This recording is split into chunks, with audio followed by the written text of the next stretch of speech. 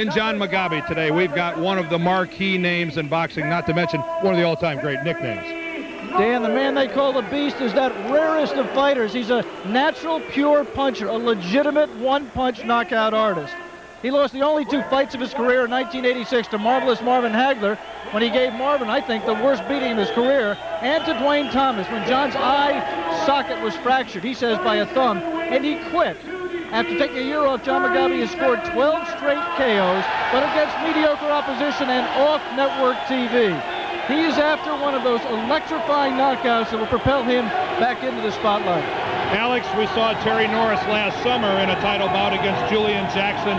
He got knocked out in the 2nd round, but no doubt about it, this kid has tons of talent. He absolutely does, and I think, Dan, he also wants to reestablish his credibility. He wants to prove that his loss to Jackson was a fluke, that he has the skill as well as the chin to be a world champion. If you wanted to test your chin, I don't think you could have picked a better opponent than Terry's picked today at John Mugabi. As you can see, both fighters are in the ring. Let's take a look at the numbers. Mugabi, 8 years the senior of Terry Norris, and that's a hard 154 for John Mugabi. He does not make that weight easily unless it is the final round. There's the bell for the beginning of round 1. This WBC Super Welterweight Championship bout between Terry Norris and the champion, John the Beast Mugabi. Eddie Eckert is our referee here this afternoon, and terrible Terry Norris. Norris in the all-white trunks on the left of your screen here. John Mugabi on the right with the black stripe.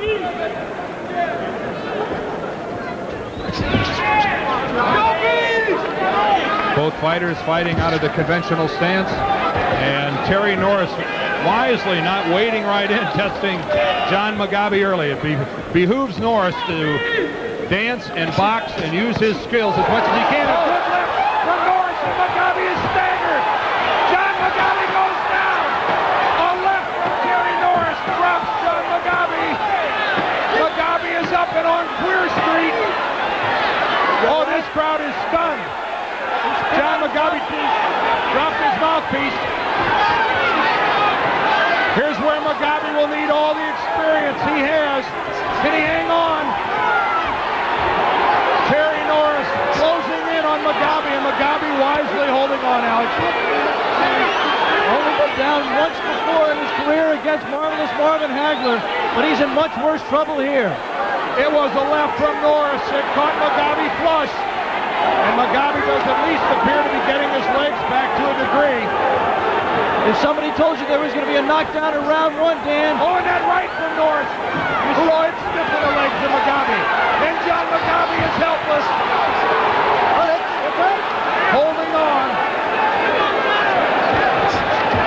Coming up on 1 minute left in the round.